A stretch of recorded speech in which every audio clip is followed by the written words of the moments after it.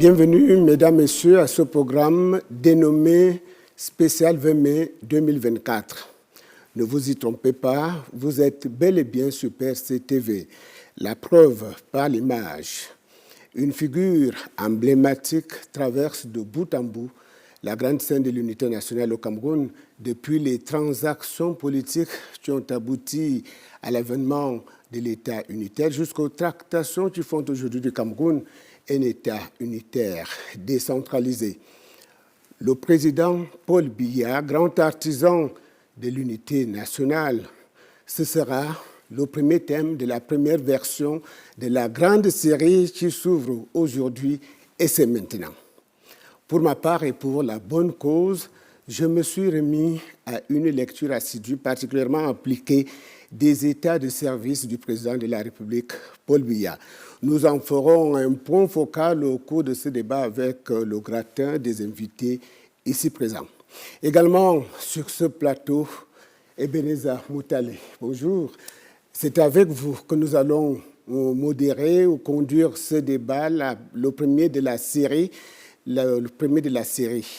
Peut-être devrions-nous commencer par découvrir le who's who des personnalités ressources conviées sur ce plateau. You have the floor. Thank you very much, Jean Atangna. Ladies and gentlemen, welcome to this special program on the occasion of Cameroon's National Day celebrations that will be coming up possibly with pomp and ceremony on the 20th of May this month. The program, of course, is coming from PRC Television. Now, the program is coming, the theme of our conversation coming up in a moment, we focus on President Paul Biya, the architect of national unity. To take us through the 90-minute program are Professor Aboya Manasseh, who is Professor Manasseh Aboya, who is Vice Rector of Teaching and ICTs. Welcome to the program, sir. Thank you, Ebenezer. Thank you, Jean Atangana, for inviting me. We also have Honorable Mbela Mokichas, a three-mandate senator from the Southwest region. Welcome to the program, sir. Thank you very much. The pleasure is mine. I feel honored to be part of this very distinguished setting with all of you. We have another professor. He's Professor Daniel Abua, a historian. Welcome, sir. Thank you. You are retired. Does a professor of history retire? No, it can't. It's still available. That's why I'm here.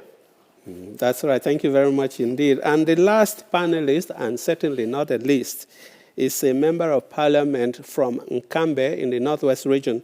He is Honorable Gerard Ngala Mfumi. Welcome to the program. Thank you very much, Ebenezer. Thank you, Jean Atangana. Thanks for having me on the PRC TV television. Gentlemen, it's our pleasure, Jean and I, to welcome you to this program. Jean?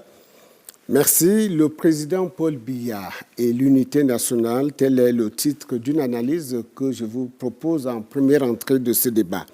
En 2014, se souvient notre analyste maison, ce fut le thème de célébration de la fête nationale. Manfred Likine présente l'unité nationale comme une exigence constitutionnelle et comme une passion pour le président de la République. Il relève que le président de la République, Paul Biya, reste chevillé à cette affaire, l'unité nationale, comme un sujet à son objet. C'est un apéro éditorial à déguster, sans modération.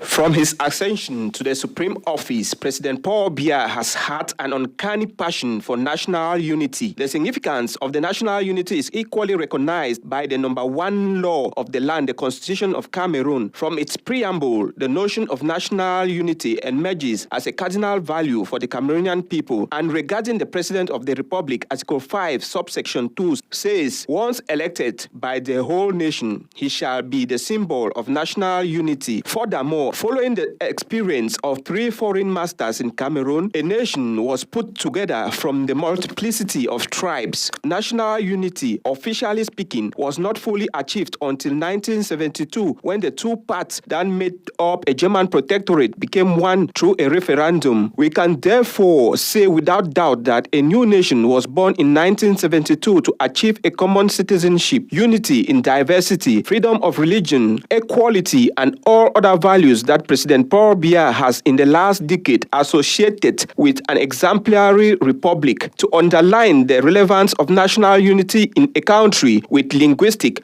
cultural, religious diversity such as Cameroon. President Biya once said on the campaign trail in 2011, "It goes without saying that consolidating peace in Cameroon and our national unity is a precondition for building a nation around a vision such as becoming an emerging country. To go along with the president on the pathway of national unity, it will be desirable for Cameroonians to continue to engage in the good practices that have since bound them together in a united country where the national flag, motto, national anthem, and other symbols remain strong representations of a sense of national identity." In one of his speeches, he cautioned against the demons of tribalism, nepotism, favoritism, intolerance, and false propaganda, characterizing them as a roadblock to the country's survival and progress as a united nation state. And threats to national unity are today not merely the monsters that the head of state mentioned. They include the Anglophone crisis that is a total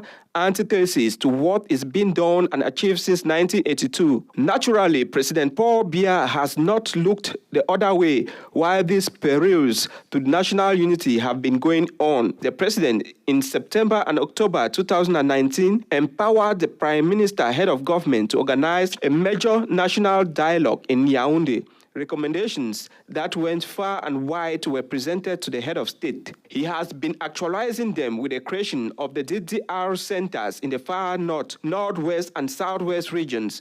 More, the Cameroonian leader introduced decentralization as a pathway for Cameroonians to administer themselves under the control of the state with their own authorities and resources. The president continues to shape the future and to uphold his quest for a strong, united, stable, and prosperous nation. There is no doubt in the minds of Cameroonians that he would continue to take on board their aspirations to achieve this lofty construct of national unity. L'unité nationale au Cameroun, voici un concept politique qui tend à se galvauder. Peut-être devrions-nous nous assurer que nous en avons la même compréhension sur ce plateau au moment où nous ouvrons la première partie de ce débat consacré à l'unité nationale comme exigence constitutionnelle et comme engagement personnel de la part du président de la République, Paul Biya. Yeah, thank you, Jean Tangna. Now, Senator Mbelamoki, can you give us an understanding, what's your understanding of national unity? Thank you, Ebenezer. Nations do not grow overnight. They are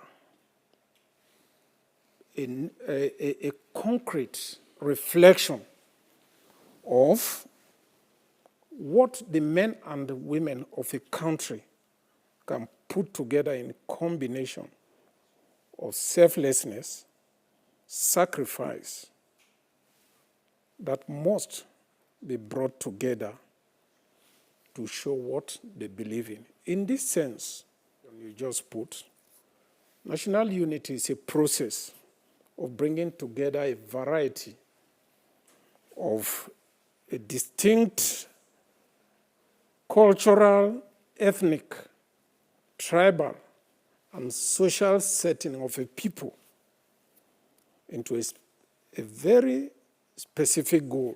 Which goal it is for a state to be seen as organized for the common good. In this case, leadership is necessary.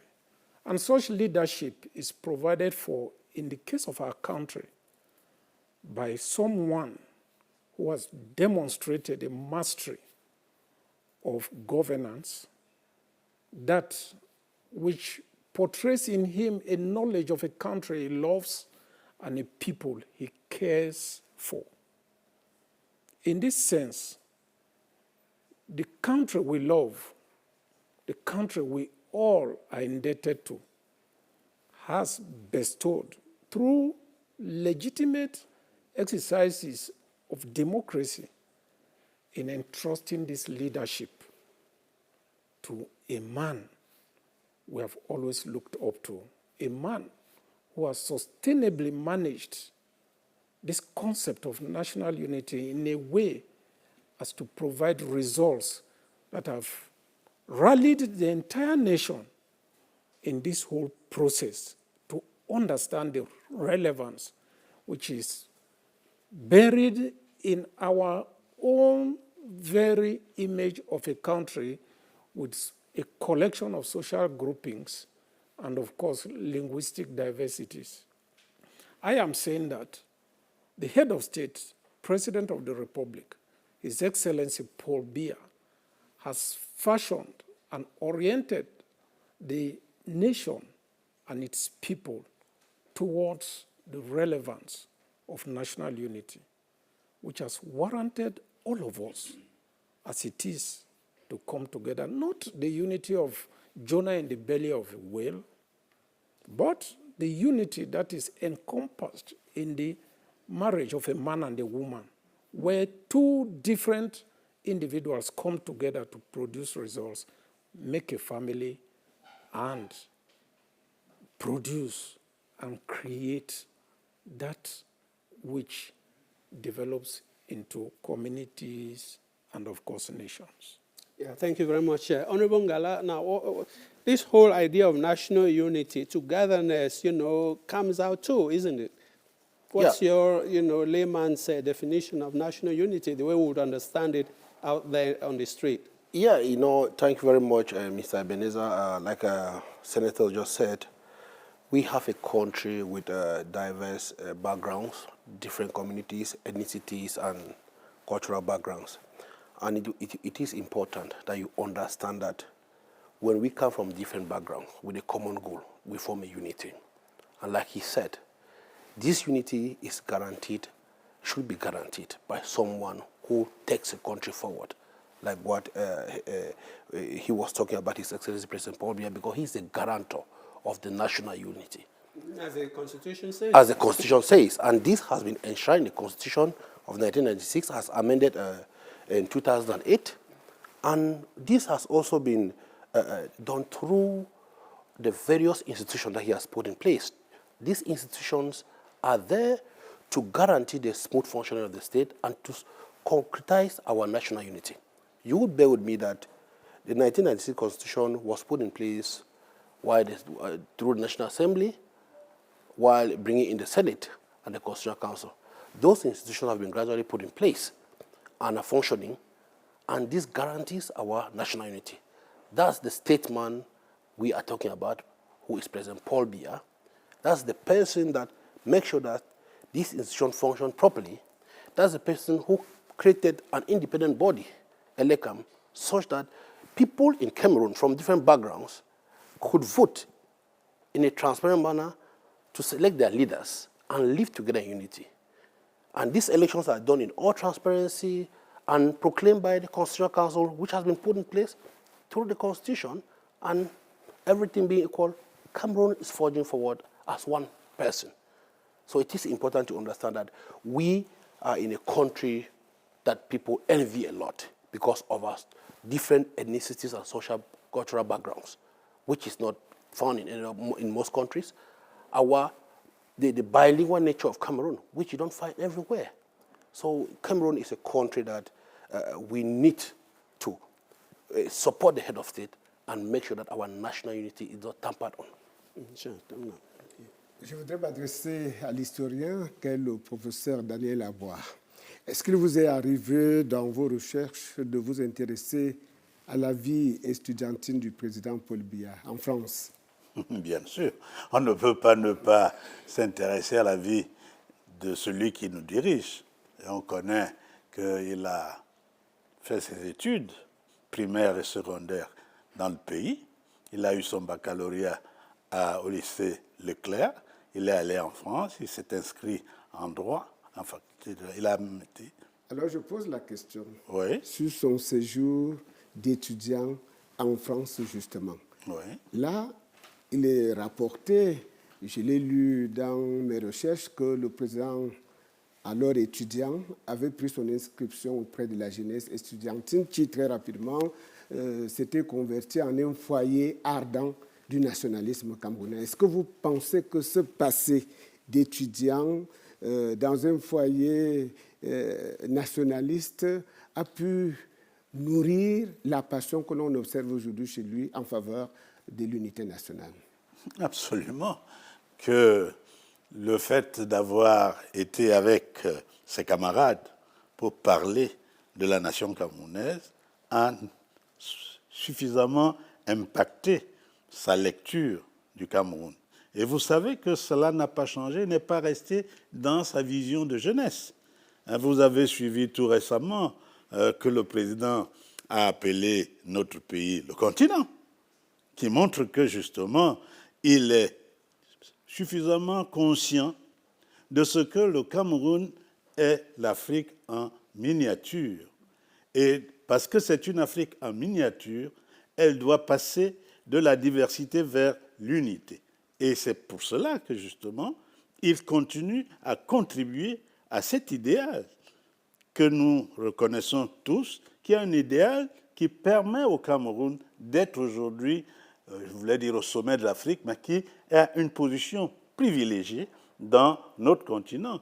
Et quand on dit le continent, ce n'est pas un slogan, c'est une réalité que beaucoup acceptent et reconnaissent dans notre environnement africain. Alors, historiquement, serait-il juste de dire que Paul Biya était un grand nationaliste, comme on dit qu'il est un grand artisan de l'unité nationale? Vous savez, on n'a pas seulement besoin de dire, il y a des faits qui permettent de montrer que Paul Biya est un grand nationaliste. Vous savez, le tout premier président de cette République, qui au moment de prêter serment quand il devient président de la République, il utilise une langue autre celle dont il est habitué, Aïdou So Swear. Et c'était la toute première fois. Et il répondait à une question qui lui a été posée en anglais par le président Mouna. Et ça montre que tout en ayant fait ses études dans un cadre exclusivement français, il sait que le Cameroun n'est pas exclusivement français, et que le Cameroun a deux langues qui méritent d'être connues par tous les Camerounais. Et en disant, pour la première fois, dans une prestation de ce serment, Aïdou Sosouer témoigne de ce qu'il est véritablement un patriote, un nationaliste qui veut ce Cameroun uni dans ses différentes composantes et dans ses différentes langues. Je voudrais que l'on reste sur cette lancée, professeur Aboya Menassé. Je voudrais qu'on reste sur cette lancée. L'apport du président Paul Biya, devenu donc président de la République, à la construction de l'unité nationale. Vous vous rappelez qu'en 1970, il était déjà secrétaire général à la présidence de la République. Donc, le 20 mai 1972, il est de ceux qui ont eu à préparer, à organiser le référendum de ce jour-là. Alors, quand on occupe une position stratégique comme celle-là, secrétaire général de la présidence de la République, et je crois déjà ministre d'État, quel rôle peut-on jouer dans l'organisation d'un événement historique comme celui que nous évoquons, le référendum du 20 mai 1972 ? Naturellement, le président de la République, à cette position-là, est le collaborateur direct du président de la République de l'époque. À ce titre, il est impliqué dans la préparation des dossiers techniques et surtout d'un dossier extrêmement délicat comme celui-là, celui de la préparation du référendum de 1972, qui devait permettre effectivement de passer d'une étape de balbutiement, d'une trajectoire qui recherchait effectivement à ce que les deux parties du Cameroun puissent évoluer vers une dynamique unitaire, que ce référendum puisse être un succès. Un succès parce que c'était un projet politique préparé à l'époque par le président Ahidjo de 61 jusqu'en 72, en passant par la création du Parti unifié en 1966. Donc c'est tout logiquement que les dossiers préparés dans une position comme celle du secrétaire général de la présidente de la République permettaient au président Paul Biya d'être l'artisan, l'acteur principal, voire le référent technique d'un type de dossier comme celui-ci, et qui a permis naturellement d'aboutir au référendum de 1972 avec le sort qu'on lui connaît.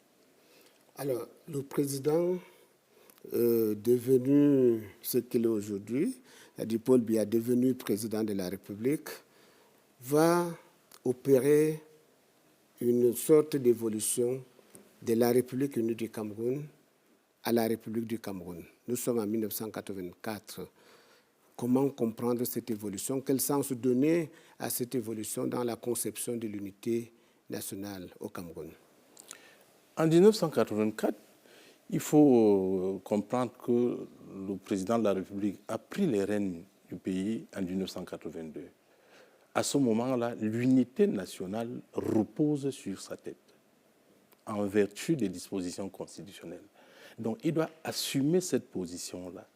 Il doit viabiliser cette quête qui a été engagée depuis 1961, avec cette escale de 1972.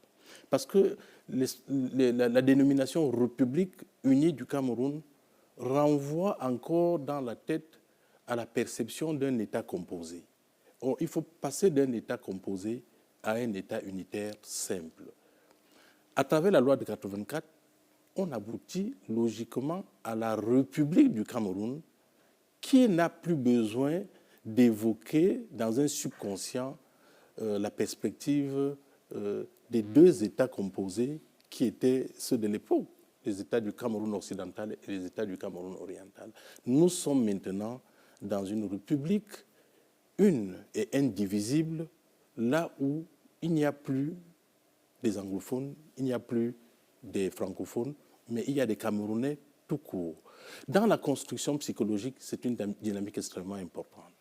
C'est une dynamique importante qui a été poursuivie au fil du temps, parce qu'on est quitté d'un État composé à un État unitaire simple, mais également d'un État unitaire simple à un État unitaire décentralisé, comme celui que nous côtoyons aujourd'hui.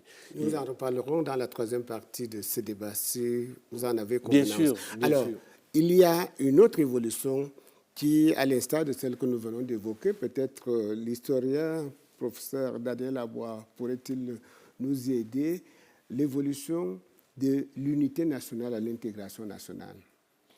Oui, vous savez que le principe de l'intégration nationale, c'est une vue du président Biya, qui estimait justement que le moment est venu au Cameroun de dépasser la notion d'unité pour entrer en celle de l'intégration, pour que chaque Camerounais se sente intégré dans le Cameroun qui appartient à tous les Camerounais.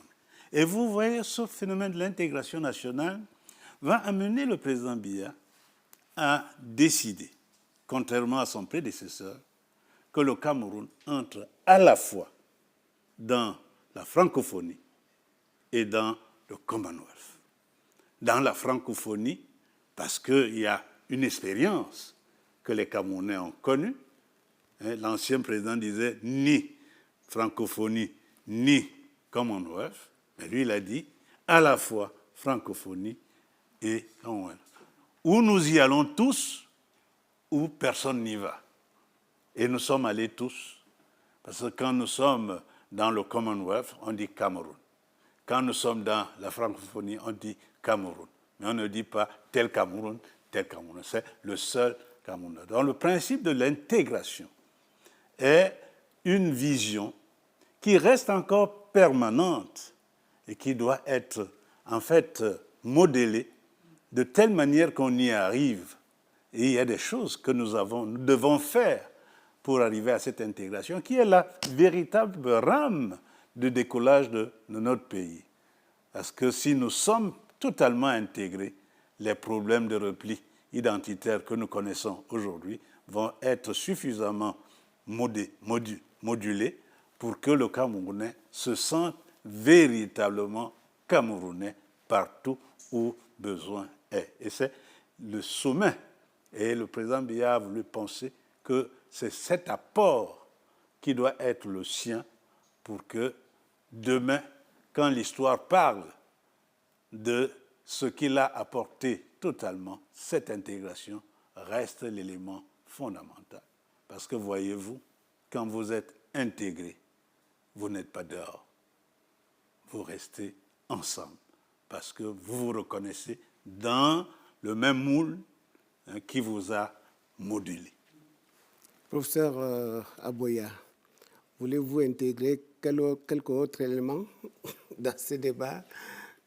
C'est un élément extrêmement important que le professeur Aboya vient d'évoquer, et justement parce que l'intégration a été une étape un peu plus importante dans la dynamique de la construction de notre État unitaire. On disait par rapport à étape supérieure. Voilà, étape supérieure.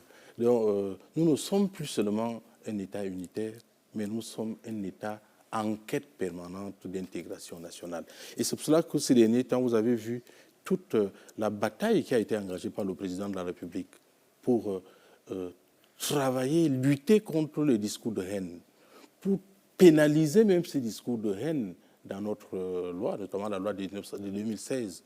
Il a fait tout pour créer justement cette commission nationale pour le bilinguisme et le biculturalisme à l'issue du grand dialogue national. Je pense que tous ces aspects-là intègrent l'idée selon laquelle c'est une étape, une perspective la plus visée justement par le président Paul Biya, l'intégration nationale. Sénateur Mbela-Mokim, ce débat vous intéresse? Of course, I cannot be indifferent to very relevant opinions that are coming from very distinguished panelists that we are privileged to have here today, which lend credence to the vision of the head of state, the one who incarnates the institutions of the state, and of course, who has guided this country and influenced the thinking of a people in a way that the feeling among the people of a nation that binds us together to share the feelings of oneness and togetherness emanates from that vision that is propagated by a leader we love, a leader we admire, and a leader we respect. In that sense, that is leadership. And that is leadership that has brought us to where we are today. Leadership that enables us to celebrate in proper fashion a national day which has its meaning, its roots, and of course its origin from that singular decision to put a nation together, to rally the diversity that constitutes our nation to be a showcase in the concept of nations, and of course in a troubled setting, which is Africa and the sub-region that has known turbulence in many occasions and through the parts of history, but that has been masterly guided by this leader, the one we are called upon to accompany in showcasing our values, our common understanding, our living together, and of course, the concept of peace and national unity. Now, Honorable Ngala, you realize that the context of Cameroon is one of diversity. It's in language, it's in cultures and everything. Now, do you think national unity that President Paul Biya has been working up till now is easier with diversity, or it would have been more easier if diversity was not there? Like I said before, it is a plus for Cameroon to have this unity in diversity, and with the bilingual nature of our country. Like you see, you hear everywhere they say Cameroon is Africa in miniature. I would tell you that this diversity is one of the factors that makes Cameroon Africa in miniature.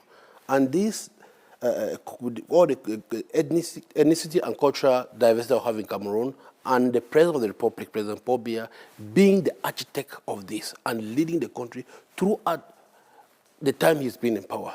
Like what Jean Atanda was saying, from 1970 going up to 1972, that we had our national unity. He has been the architect of this, meaning that he made sure that all the two languages that we have in Cameroon from two different backgrounds have equal status. He even went further to create the Bilingualism Commission, as Prof just said here, making sure that all our cultural backgrounds, all our the diversified nature of our country is respected, and putting all the two languages on the same pedal. That is why you also see that even in Cameroon, where we have traditional rulers, they are like the auxiliary of the administration. This strengthens our cultural diversity. So I think that what we have in Cameroon, as far as cultural diversity, ethnicity, bilingualism, is a plus, has only come to strengthen our national unity, and we should thank the head of state. You would bear with me that in 1982, when he was taking over power, just to make sure, to let you know that he has been the force behind national unity, he made, and I quote, that his predecessor, President Ahmadou Ahidjo, did not fail in national unity, and he is not going to fail as far as national unity is concerned. It means that he had the vision from day one, and when he became president, he took it to another level. That's when we are talking about the national integration of Cameroonians to make sure that we live together and unity in diversity. And because we have this astute leader from President Paul Biya, taking Cameroonians together in unity, in diversity, and taking the country forward. Yes, Honorable, you know, from the 6th of November 1982, as you just heard, that the president said, my predecessor, my illustrious predecessor, did not fail in it. I will not fail either, referring to national unity. So he was prepared right from day one, wasn't he? That is what makes President Paul Biya a distinguished leader, paying homage to his predecessor and assuming his responsibility and giving assurance to the Cameroonian people. That is leadership. And you will bear with me that the president enjoys the established and legitimate trust of the Cameroonian people expressed through their vote. This is one concrete and relevant issue and point that I want to highlight here. It is extended to the head of state, His Excellency Paul Biya, through the expression of that democratic practice and culture, wherein the magnitude of that guarantee warrants the head of state to work with the assurance that all of us, the entire Cameroonian elite, from the grassroots to the intellectuals like the ones we have here, can join him, can be summoned by someone who is entrusted with leadership in ensuring that Cameroon as a nation succeeds. This is what we are saying. It is this ability to summon the majesty of our nation, rallying them together, cooperating without the slightest hesitation in keeping the nation together on the one hand and supporting a choosing one on the other hand.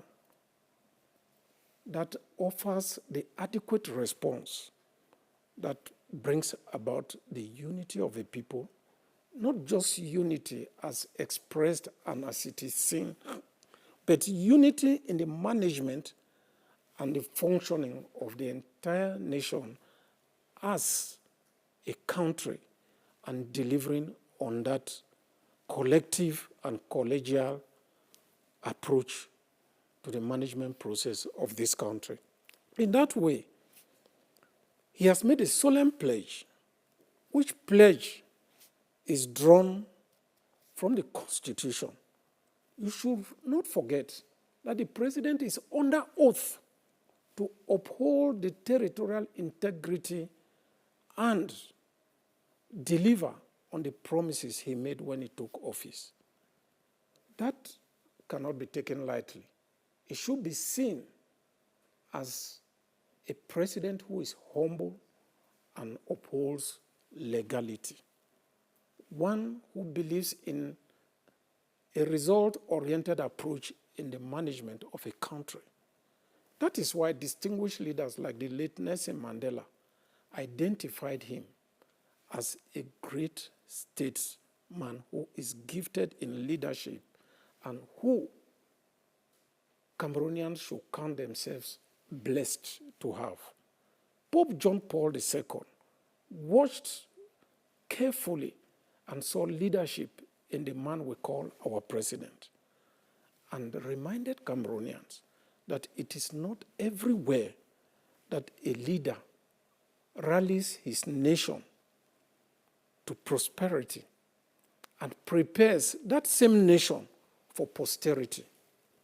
And so quoted and said, Cameroon has a vibrant youth that can afford to secure the future of the nation and which the nation of today can rely on, in that they will carry on from where their elders will end.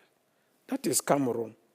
That is the Cameroon which is the Cameroon that has been guided by a president with an adequate response to the mandate that was entrusted to him by the people through the various elections that he has gone through.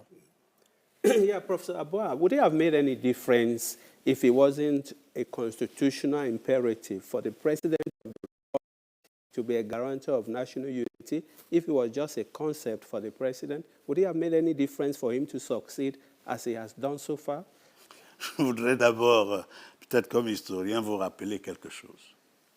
Quand le président Biya a été désigné président de la République, il s'est présenté comme le président de tous les Camerounais. Il a fait le tour du Cameroun pour aller à la source de la réalité camerounaise. Il est allé vers ceux qui connaissent le Cameroun afin d'obtenir de la réalité du Cameroun. Et ce tour a permis qu'il possède les éléments essentiels de ce pays. Et si vous avez pu remarquer sa démarche, il ne se comporte pas comme quelqu'un qui est étranger au Cameroun ou alors qui a peur du Cameroun.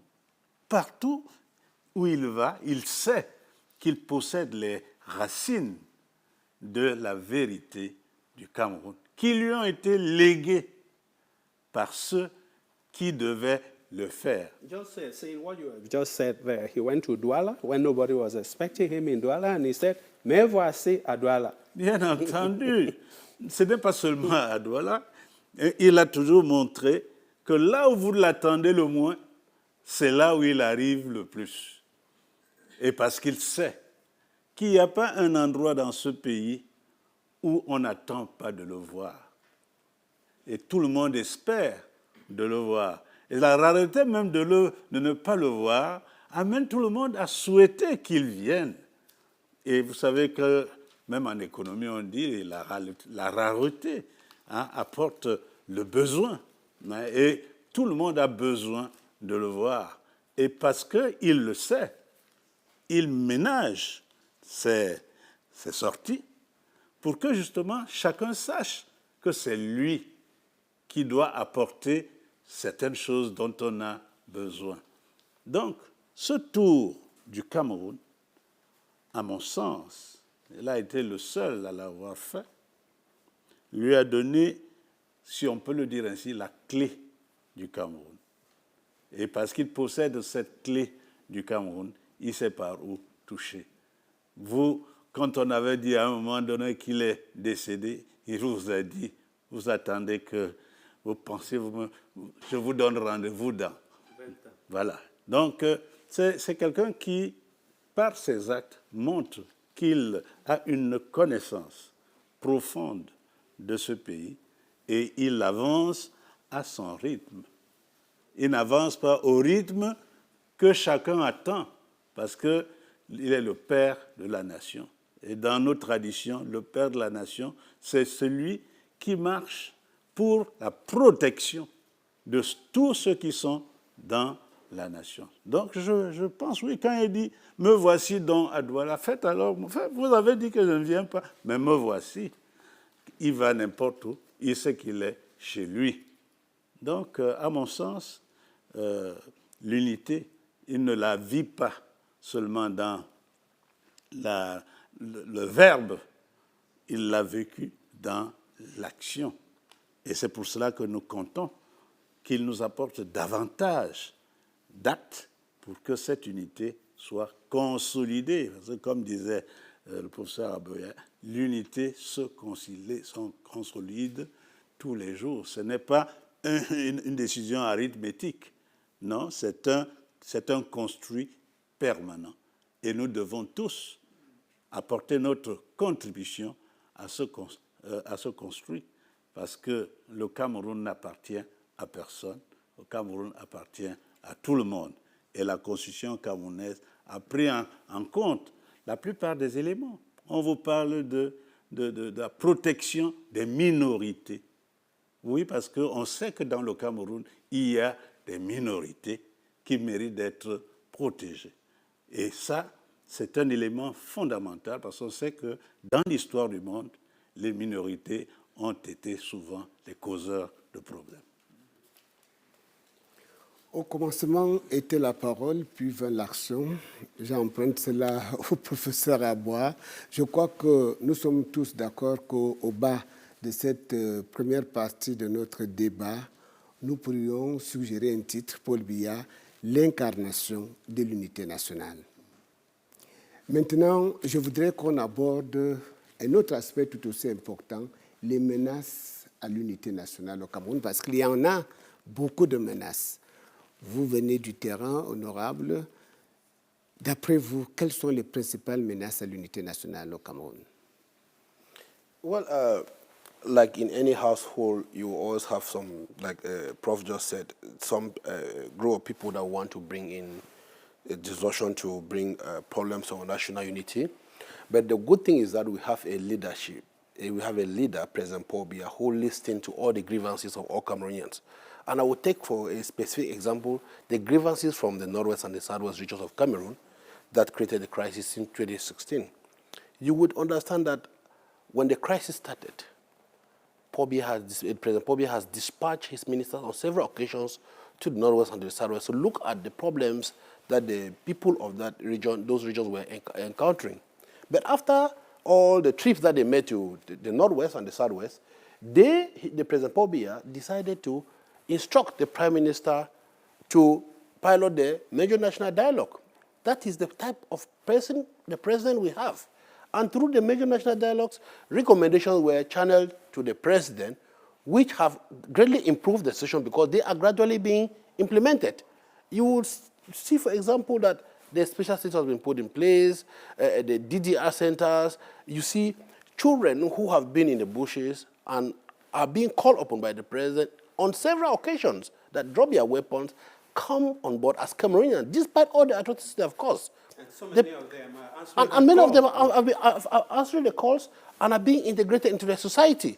So you understand that the President Paul Biya, is that man, that fatherly person who wants Cameroonians to live together in peace, who gives a listening ear to all our problems. Because I stuck here with a good example as somebody who's on the field. We see the atrocities these boys who were brainwashed have caused. But yet, the president gives them, tender a hand to them that, please, come on board. Let's fix our country. In any household, there are always problems, but it doesn't mean that we should destroy our country. So with all these characteristics, that makes President Paul Biya a unique leader in Africa who is looked upon by many other leaders. So we are proud that we have and have to support President Paul Biya to accomplish the mission that he started. And through various elections that he has been having the confidence of Cameroonians, which in the days ahead, we are going to enter into another elections. And we know very well that with what he has been doing to pilot the affairs of the country, the confidence and the trust that the Cameroonians have on him will be maintained in free and fair elections. So I believe that his leadership has been a plus to the growth of this nation.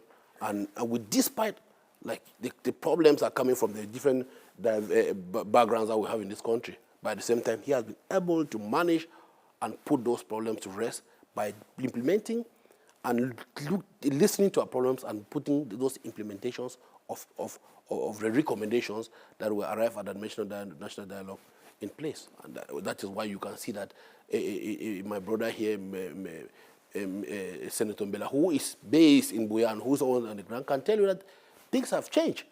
80% of schools are now being functional.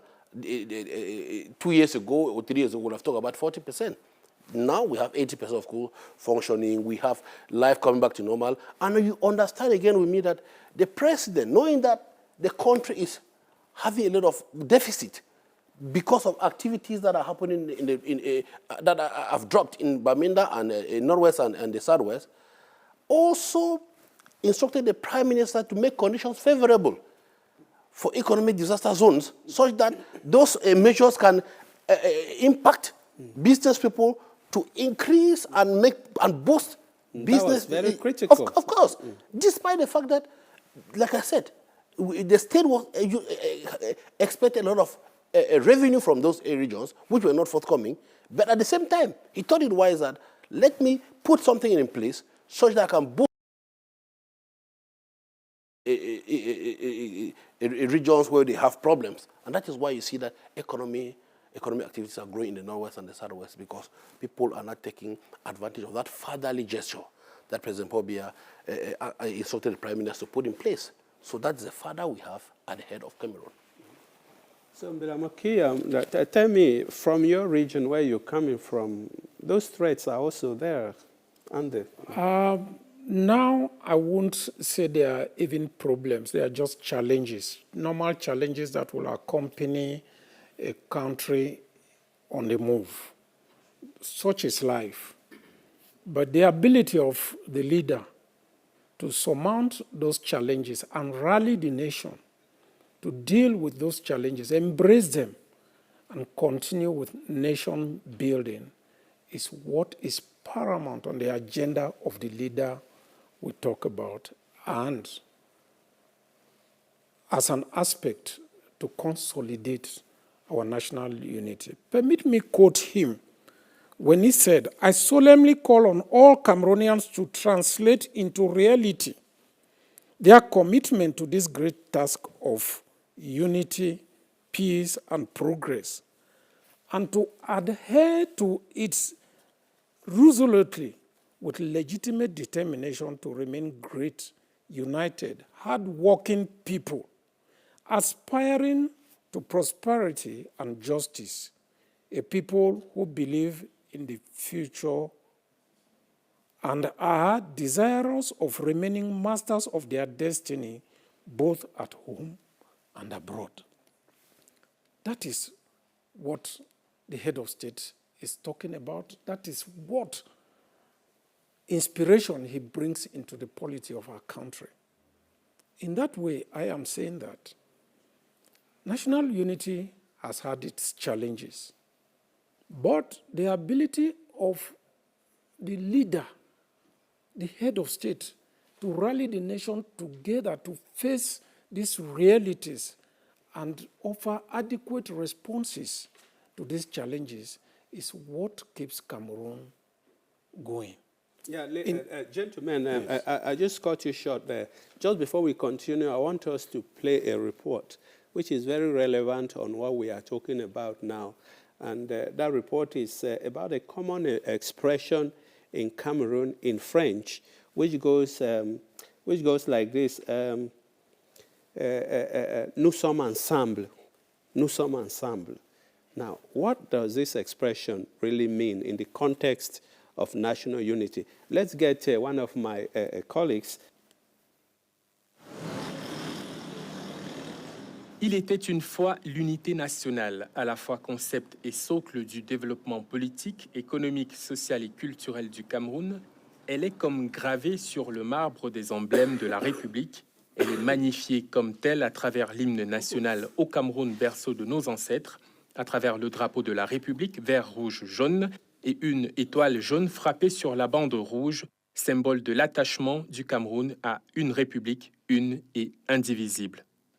Repris au fil des discours, le concept, devenu obsession, passion politique pour le président de la République, Paul Biya, s'est nourri au fil des années de la sève des scribes publics et des observateurs de tous bords. La mystique de l'unité nationale au Cameroun naît de la complexité de son contexte particulier, si bien capturé par l'auteur français de l'essai Le Code Biya, véritable succès de librairie. De la complexité des situations émerge le prodige Biya, son intelligence des situations, son doigté, son génie, sa sagesse politique. Depuis 40 ans et bien plus que 40 ans, Paul Biya laboure les terres de l'unité nationale, les ensemence, arrose, entretient chaque fleur qui en sort pour composer le bouquet de la fête de l'unité, la fête nationale du Cameroun, célébrée à la date historique du 20 mai. Il était ministre d'État, secrétaire général de la présidence de la République, quand fut mis en chantier le référendum de mai 1972. Devenu président de la République, 10 ans plus tard, Paul Biya n'a eu de cesse de cultiver son jardin. À l'encre fraîche, voici le bilan qu'il dresse dans Pour le libéralisme communautaire, édition refondue et augmentée, paru en cette veille du 20 mai 2024. L'unité nationale a fait des progrès indéniables dans notre pays sur la base de certains éléments positifs comme la communauté de joie et peine, la communauté de référence, de symboles et de signes, la communauté de territoire, de valeurs, de souvenirs historiques, comme le bilinguisme. Instituée par le président de la République en date du 23 janvier 2017, la Commission nationale pour la promotion du bilinguisme et du multiculturalisme est un organisme consultatif dont la mission permanente est d'assurer la promotion du bilinguisme et du multiculturalisme au Cameroun en vue du maintien de la paix, de la consolidation de l'unité du pays et du renforcement de la volonté de ses habitants et de leur expérience quotidienne de la vie en commun. Pour ne pas conclure, il faut alors continuer à créer en chaque Camerounais, écrit Paul Biya, président de la République, les conditions d'une conscience nationale si profonde que l'attachement primaire et instinctif aux valeurs et intérêts tribaux et régionalistes ou linguistiques ne puisse plus la perturber. L'allégeance à la nation doit toujours l'emporter sur les solidarités ethniques, régionales, religieuses ou linguistiques, quelles que soient les circonstances. Une fenêtre est ouverte pour ouvrir la voie à l'étape supérieure à l'union nationale en quête d'un État. Thank you very much, Alain Patrick. Professor, now we were talking earlier on about the threats to national unity. Now, President Paul Biya has surely done something about these threats and is taking some actions to solve these problems, if you want to call them so, hasn't he? Naturellement, parce que c'est difficile de sauvegarder l'unité nationale si on ne s'attaque pas aux différents clivages, aux différents obstacles qui peuvent perturber la marche vers l'unité nationale. Et en tant que garant de cette unité nationale, de par les pouvoirs constitutionnels, vous avez vu l'acharnement et le doigté avec lequel il s'est battu pour sauver la péninsule de Bakassi. Parce que c'était une entrave à l'intégrité territoriale du Cameroun. Un pays comme le Cameroun, perdre une partie de son territoire, c'est difficile. Ça veut dire qu'il aura failli alors qu'elle avait promis de ne pas faillir. Et c'est pour cela qu'avec son doigté, il est allé dans une sorte de perspective diplomatique qui a permis de remporter le procès de Bakassi et de faire revenir Bakassi à l'intérieur du Cameroun. La même chose, le président de la République, quand le pays a été confronté aux menaces sécessionnistes, aux menaces qui planaient sur l'intégrité du territoire, sur la partition du territoire camerounais, il a entrepris effectivement toutes sortes de pourparlers, toutes sortes de dialogues, toutes sortes de négociations permettant d'endiguer ces menaces sécessionnistes et d'appeler les uns et les autres justement à revenir à de bons sentiments, à retrouver le Cameroun. Il n'a jamais cessé de considérer tous ceux qui ont pris les armes contre l'intégrité territoriale du Cameroun comme des Camerounais. Et c'est pour cela qu'il a instauré les politiques de pardon qui lui permettent de temps en temps de manier la carotte et le chou. Mais également, quand les gens ne comprennent pas, on est obligé de passer à une étape supérieure pour ne pas laisser une partie du territoire envahie par ceux qui ont pris les armes. Donc, une autre variante de sa politique, c'est la solidarité nationale. Être solidaire vis-à-vis de ceux qui souffrent des exactions. Être solidaire vis-à-vis de ceux qui souffrent des agressions de ceux qui prennent les armes pour on ne sait quelle raison. Et cette perspective a permis justement de faire tasser toutes ces velléités-là qui étaient comme des menaces à l'intégrité du Cameroun, aussi bien dans le nord-ouest et le sud-ouest qu'à l'extrême nord du Cameroun. Donc, toutes ces manœuvres ont suscité beaucoup d'efforts, ont suscité un déploiement exceptionnel. En l'occurrence, les tests qui ont reformé l'armée, qui ont permis d'avoir une armée professionnelle, qui a suivi justement l'évolution, la dynamique du Cameroun pour sécuriser son territoire. Parce que le président Biya a une obsession de l'unité du Cameroun, de l'intégrité territoriale du Cameroun, de la sécurité nationale. Et je pense que les exemples que nous avons vécus, aussi bien au nord-ouest et au sud-ouest, de même qu'à l'extrême nord, prouvent à profusion qu'un seul centimètre du Cameroun est tellement important pour le président Biya qu'il est prêt à tout pour récupérer ce centimètre du territoire. Et je pense qu'aujourd'hui, nous pouvons quand même souffler parce que tout cela a été contenu et les uns et les autres peuvent retrouver la grande dynamique de la célébration de l'unité nationale parce qu'aucun centimètre du territoire camerounais n'est entre les mains d'un quelconque agresseur ou bien de l'étranger. Professeur Aboua, en un mot ou en deux mots, quelle peut être la recette de recours du président de la République, sa recette magique pour préserver l'unité nationale au Cameroun, malgré la prégnance des menaces que nous évoquons sur ce plateau? Il est très souvent prospectif. Imaginez-vous que c'est le président Biya qui, le premier, a décidé qu'il ne devrait pas avoir de différence dans la gestion administrative des unités du Cameroun. C'est lui qui a décidé d'envoyer au nord-ouest et au sud-ouest des Camerounais d'expression française pour la gestion administrative. Et je sais que dans le sud-ouest et le nord-ouest, beaucoup ne jurent que par le nom d'Aboué Mathieu, que le président a envoyé et qui a été là et qui a géré comme un administrateur qui est chez lui au Cameroun. Et on peut le dire de l'autre côté, du côté du Cameroun d'expression française, où on a envoyé également des administrateurs d'expression anglaise pour montrer que le Cameroun appartient à tout le monde. Ça, c'est la prospection. Il a été prospectif pour que, justement, personne ne dise « ceci m'appartient, ça n'appartient pas à l'autre ».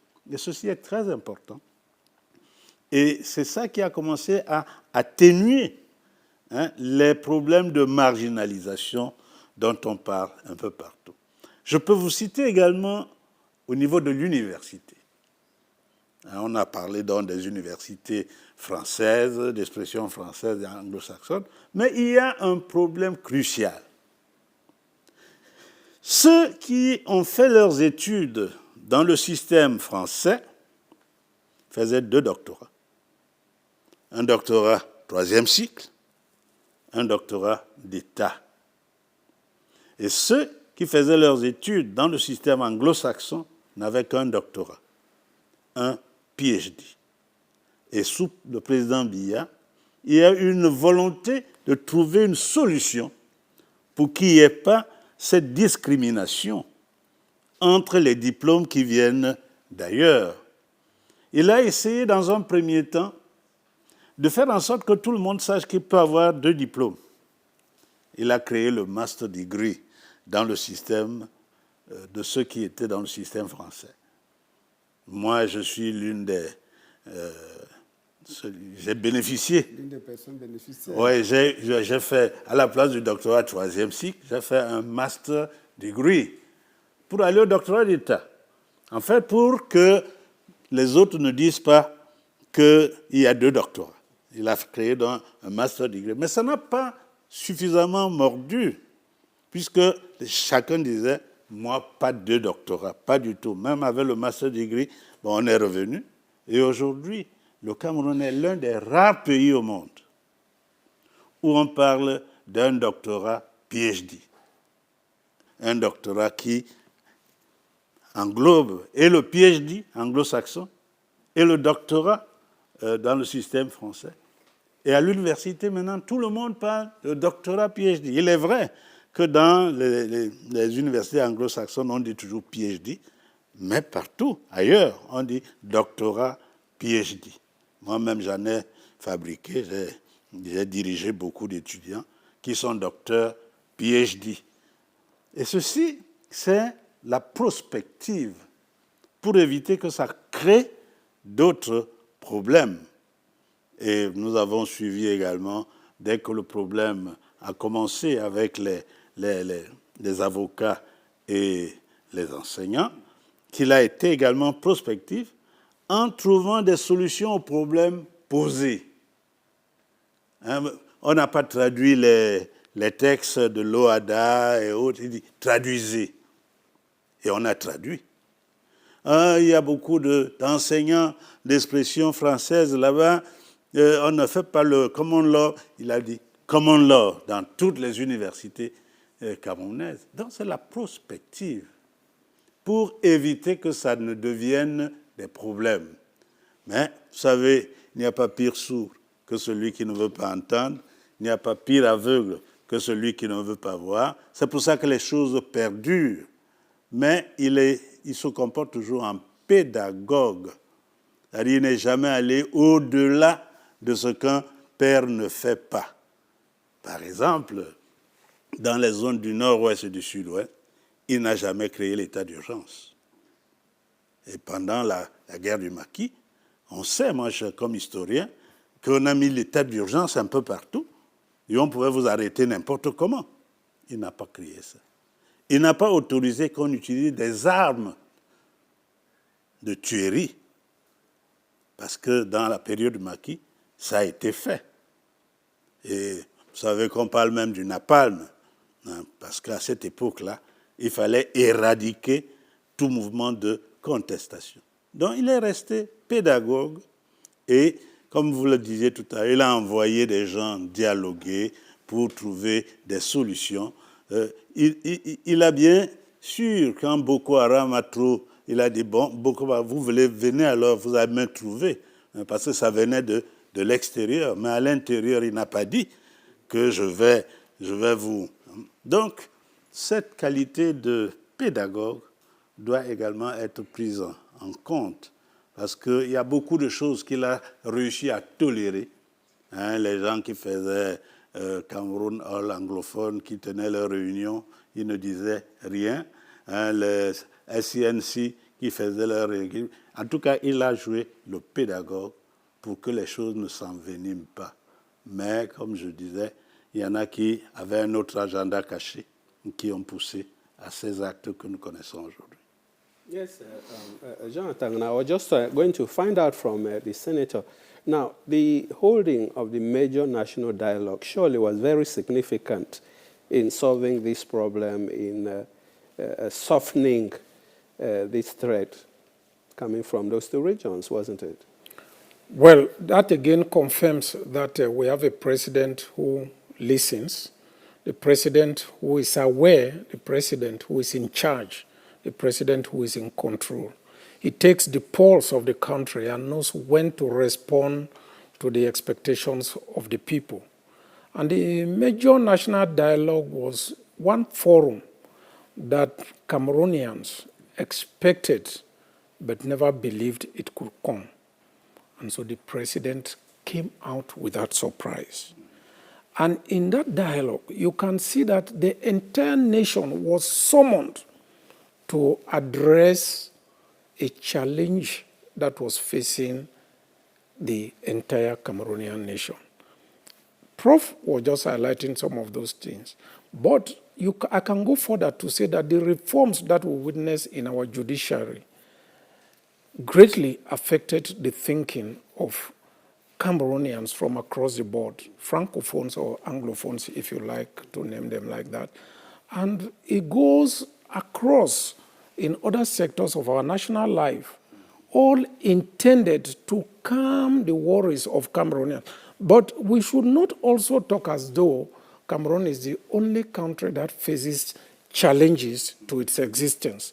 Even great democracies around the world, great nations, those considered as leading nations of the world, have challenges that are even bigger than those we have in Cameroon. But the ability of its leader to summon the nation to look into those problems and come out with solutions is what matters. The major national dialogue had resolutions that are being followed till date and that are influencing the outcome of some of the solutions we all have at hand today to cause Cameroon to move forward in keeping the country together. You can see, I come from the Anglophone regions of the country. The major national dialogue has impacted on Anglophones in a great way and certainly reversed their thinking on how they saw the concept of a united Cameroon. It is now believed and it is now understood, and they are convinced that there is the very essence of living together. There is the very essence of admitting that Cameroon is an entity that absorbs every Cameroonian and allows every Cameroonian to express himself freely. Remember again, when President Paul Biya took over office, one of the things he told Cameroonians was that he would like to be remembered as a president who brought freedom and democracy to this country. Visit the 1990 freedom laws, liberty laws. Visit, of course, the emergence, the sudden putting into place of very democratic institutions wherein I am a beneficiary, the Senate. No one saw it in that light. No one saw it coming. But this is a man whose management of the country has a methodic process. It is not a revolution. It is an evolution. And we have to all comply and support the president in ensuring that this evolutionary process bears fruits that should benefit every Cameroonian, because the national cake that was once baked by everybody must be shared to everybody. Je voudrais que l'on sorte de cette deuxième planche de notre débat en partageant avec vous un texte que j'ai lu lors de la préparation de cet échange. Je vous le lis, ce texte. L'unité nationale au Cameroun, la paix au Cameroun, dont se prévalent les Camerounais, tout cela, ce sont des représentations de façade qui ne reposent sur aucun socle fiable. Seul le président Paul Biya continue de faire le lien entre Camerounais, Après, le retour au vieux démon serait impitoyable. Votre réaction? C'est-à-dire après... Votre réaction, vous ne pouvez pas être dans un pays où les gens voient les choses dans une seule direction. Et c'est même dans la contradiction que la vérité émerge. Et la vérité, justement, va à l'encontre de ce qui est prédit ici, parce que c'est une prédiction qui est en train d'être faite, pas une réalité que l'on connaît. On dit quand il ne sera pas là, ce sera le désordre. Qui le sait? Comment il le sait? Il imagine. Mais il faut quand même se dire qu'il y a un certain nombre de vérités que les gens ne veulent pas accepter. On ne veut pas accepter que pendant le règne du président Biya, les challenges, comme disait le sénateur, le Cameroun en a connu, mais ces challenges n'ont pas entraîné le chaos dans ce pays. Il s'est toujours mis à travers tous ceux qui veulent que le chaos arrive. Et qu'on le veuille ou non, il y en a qui dorment chez eux et n'ont pas peur de dormir. Il y en a qui sortent le matin et n'ont pas peur d'aller au travail. Même dans les zones où on parlait de Ghost Town, aujourd'hui, le Ghost Town connaît ses faiblesses. Donc, les Sunday... oui, mais c'est pour dire que le président Biya est celui qui ne laisse pas passer les problèmes, contrairement à ce que les gens croient, qu'il est là, il attend. Non, il prévient souvent certains problèmes, il résout des problèmes et il sait utiliser la carotte et le bâton quand il le faut. C'est-à-dire qu'il est présent dans ce pays. Il faudrait le savoir. Et je sais qu'il y a même une thèse qui a été faite sur les silences du président Biya. Ce n'est pas parce qu'on est silencieux qu'on n'agit pas. Ou qu'on n'a rien à dire. Ou qu'on n'a rien à dire. C'est la thèse du professeur François-Marc Moudou. Bien sûr, bien sûr. Je sais qu'entre vous, vous êtes au courant. Voilà. Troisième articulation dans ce débat, la décentralisation. Quel apport à l'unité nationale? Nous sommes partis de l'État unitaire pour l'État unitaire décentralisé. Quel apport à l'unité nationale? Est-ce une autre étape pour consolider l'unité nationale? Je pose la question à qui veut la prendre. Just anybody who wants to. I mean, what has decentralization brought, really? Le sénateur peut parler. I think that is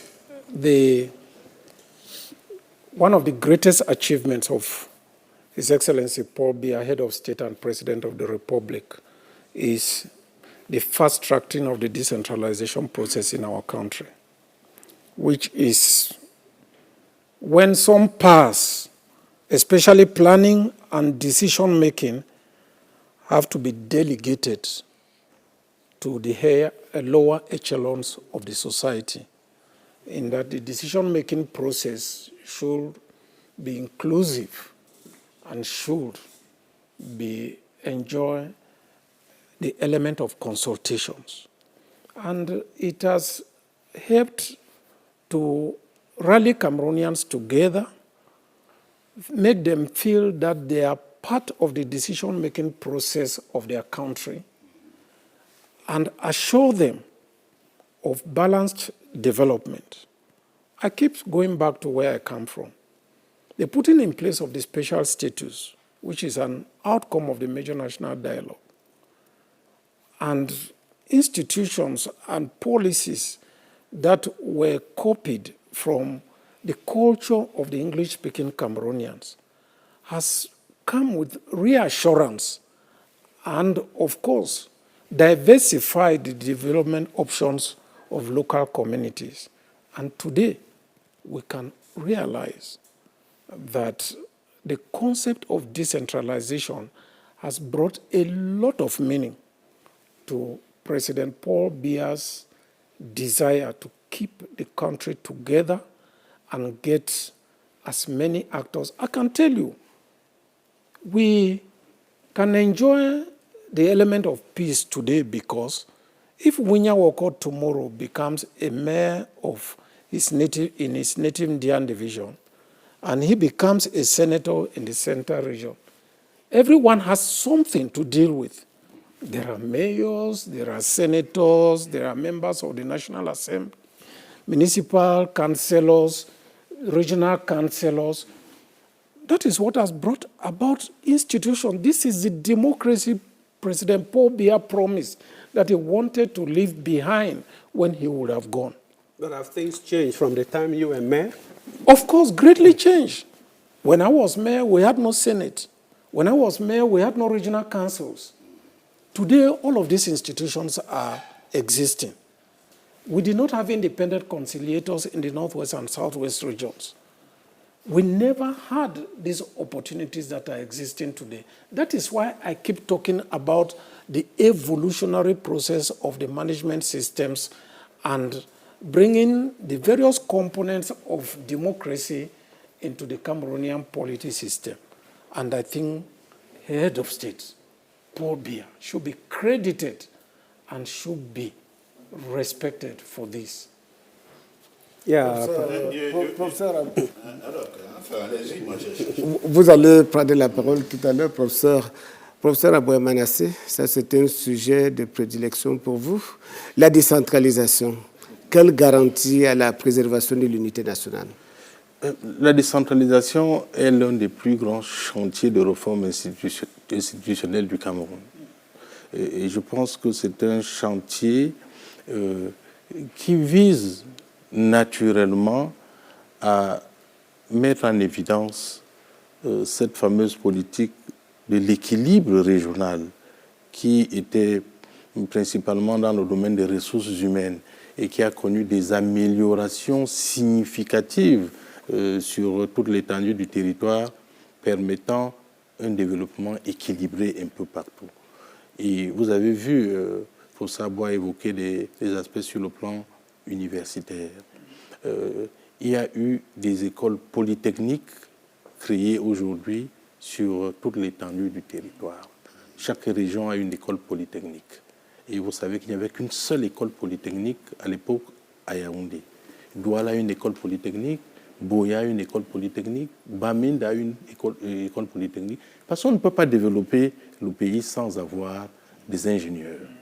Et c'est extrêmement important. Vous avez vu que les écoles normales ont été créées un peu partout. Et chaque région en demandait. On a un besoin de ressources humaines. Chaque région a sollicité une université. Les universités ont été créées, elles sont fonctionnelles. Or, cette décentralisation qui est articulée sur un État unitaire, régionalisé même en perspective, parce que c'est la région qui est l'unité administrative la plus importante, permet de parachever la perspective de construction du Cameroun. Parce que le président de la République, Paul Biya, fonctionne comme quelqu'un qui évolue avec méthode, avec patience, mais sachant où il veut arriver. Et cette décentralisation-là permet aujourd'hui de permettre, suscite le développement de chaque région autour d'une unité administrative décentralisée comme la région qui va impulser le développement dans chaque région. Parce que si vous le regardez, on compare souvent le Cameroun à la Côte d'Ivoire. On compare souvent le Cameroun au Sénégal. Mais notre perception du développement du Cameroun est particulière.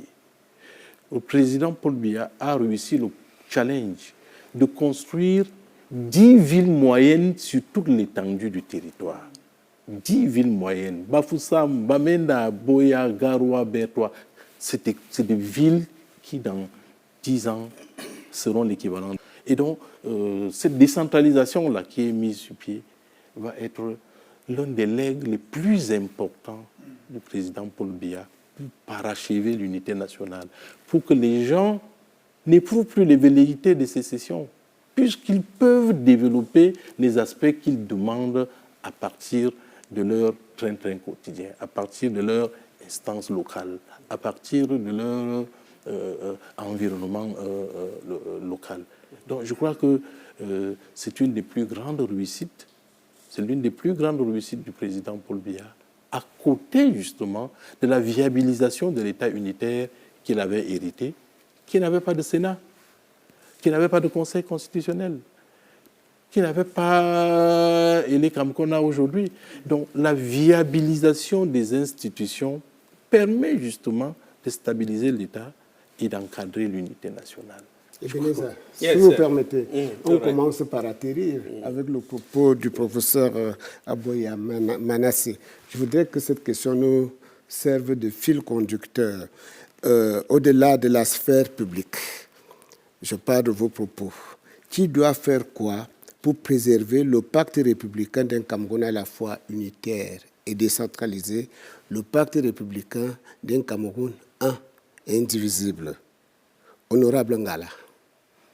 We, just to understand that we are talking about decentralization, And at the because same time, you should tell us how it's operating in Cambe with yeah, the yeah. difficult So situation. like the senator was talking about, because when he was mayor of Buea and got to the Senate, a lot has evolved, and the decentralization has been accelerated by the president. You would understand that to have come from a unity state to a decentralized unity state, it was because of the vision of the president. After having left from a federal system of governance, you had somebody who had to identify the specificities of Cameroon and how it could be governed so that everybody would feel being part of Cameroon, so as to maintain the unity of this country. That's why you will see that today we are talking about all the institutions have been put in place. The councillors, the mayors feel like the first magistrate of their municipalities. That's right. And they feel, you go to they feel like being part of the country, because they administer those subdivisions and they turn them to construction site. We at the level of the parliament, what do? We make sure that ministers who bring in their budget, we meticulously look at their budget and make sure that a lot has been transferred to the local territorial collectivities. Because this is what makes the difference. It's not only about talking about decentralization, making sure that the resources accompany the decentralization process. That is why you will see that year in, year out, the budget towards the decentralized collectivities increases as years goes by. So, I mean, we have to thank the president for having thought about this. Look at what is happening now with the regional council having put in place. Through the special status, we now have in the Northwest and the Southwest the House of Chiefs. The public independent conciliator who can now overlook and see how the councils are functioning. This has been put in place to make sure that no mayor feels like a super person at the level of the subdivision, knowing that the eyes of the public independent conciliator are on him, making sure that you are working for the people. It's not because powers have been digitalized and devoted to you that you have to play on the population. You have to be that mayor that is working for the interests of your municipality, making sure that everybody benefits from what the president thought it was, that decentralization should be put in place so that you as a mayor works for the benefit of the municipality. Same as the head of state. While you still have the microphone, since we are concluding, what's your take-home message? Well, my take-home message is that we as Cameroonians should continue to stand behind President Paul Biya, because he is a father that knows about the unity of this country. That is why you see that we, as people from different backgrounds, are able to forge forward in this country. That is why we have to support President Paul Biya to make sure that the vision that he has for this country continues, and so that, like Paul was saying, nobody can say that what becomes of Cameroon tomorrow, because President Paul Biya is making sure that what is put in place is to put an everlasting Cameroon that will continue to grow. With or without President Paul Biya, it will continue to grow. So there is no way for somebody to say that Cameroon will not prosper tomorrow if President Paul Biya is not there tomorrow. He will prosper. That is why he's putting all those things in place. So my take-home message, like I've said, is that we should rally our forces behind the president. We should know that in every household, like the senator said, in great democracies there are problems. But when we sit as a family and look at our problems and solve them in-house, the country will move forward, as it's moving today. Yes. Senator. Yes, To conclude. it has been a very interesting moment with the panel we have here, and I think Cameroonians should love their country, love their leader, and contribute in consolidating national unity.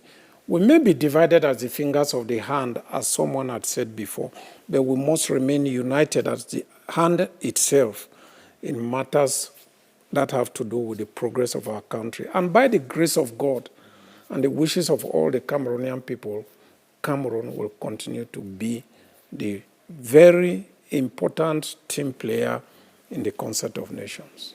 Professeur Aboua, Oui. un mot de sagesse pour conclure. Oui, je vais dire quand même deux choses. La première, Votre c'est que, confiance. comme historien, nous sommes véritablement en train de sortir de la colonisation. On ne s'en rend pas compte. Hein, c'est une révolution tranquille. Nous, dans le système français, c'est la centralisation jacobine. Tout va d'en haut. Et aujourd'hui, on parle de décentralisation dans un Cameroun qui a vécu dans la centralisation jacobine pendant longtemps. Et du côté du Cameroun britannique, qui aussi s'est considéré comme a neglected state pendant longtemps, malgré la décentralisation, qu'ils n'ont pas pu véritablement, dont ils n'ont pas bénéficié suffisamment. Aujourd'hui, on retrouve et les centralisateurs et les décentralisateurs ensemble pour un Cameroun décentralisé, où chacun doit jouer son rôle. Je me rappelle, au moment où le président Biya avait pris le pouvoir, on parlait déjà de décentralisation. J'avais écrit quelque part, pour décentraliser, il faut avoir des décentralisateurs, c'est-à-dire les gens qui acceptent de décentraliser, parce que s'il y a une décentralisation sauvage, on peut même arriver à des sécessions. Hein, je l'avais dit à l'époque, et j'ai constaté, je peux constater que la décentralisation est allée méthodiquement pour atteindre ce moment où, comme vous avez cité, d'autres structures ont été mises en place pour encadrer la décentralisation. Et je pense que les Camerounais doivent apprendre à accepter d'être décentralisés pour que le Cameroun bénéficie à tous les Camerounais. Yes, Professor, your last word? Your last word to conclude? Je pense que le chantier de l'unité nationale est un chantier qui concerne tous les Camerounais. Et les ingrédients pour que nous continuions à vivre ensemble sont permanemment mis en évidence par le président de la République pour qu'aujourd'hui, qu'il n'y ait plus possibilité de guerre entre les Camerounais, qu'il n'y ait plus possibilité que les uns et les autres prennent les armes pour se combattre. Je pense que le président Biya a moulé un esprit de patriotisme que nous voyons souvent à l'occasion du 20 mai, mais également à l'occasion de tous les matchs de football où tous les fils du Cameroun se retrouvent et célèbrent leur équipe nationale, la supportent. Donc, je pense que nous avons atteint un stade où nous ne pouvons plus vivre dans la peur, nous ne pouvons plus vivre dans l'euphorie d'une quelconque agression d'une communauté ethnique par rapport à une autre. Nous avons atteint un stade où aucune ethnie aujourd'hui, aucune région ne peut se passer d'une autre. La preuve, dans les villes, principales villes camerounaises, Yaoundé, Douala, c'est difficile de savoir qui est de quelle origine, qui ne l'est pas. Le Cameroun a atteint un stade d'amour de la patrie, de solidarité nationale, qui fait que, avec au Sambia, ils auraient appris à vivre ensemble. Et donc, nous sommes dans la perspective de vivre ensemble qu'a réussi à consolider le président de la République autour des Camerounais. Mesdames, Messieurs, Go ahead, Jean. voilà, Mesdames, Messieurs, je vous invite à admirer la composition de notre plateau. Quel bel équilibre linguistique, à l'exemple justement de la composante linguistique du Cameroun. Au terme des 90 minutes de débat que nous avons eu, je retiens pour ma part une chose, et ce n'est ni une usurpation, ni une escroquerie politique. Paul Biya, président de la République, au regard de son œuvre immense et plurielle, au regard de son engagement personnel en faveur de l'unité, Paul Biya reste et demeure un grand artisan de l'unité nationale au Cameroun. Merci, Mesdames et Messieurs, de continuer de nous regarder sur PRC TV.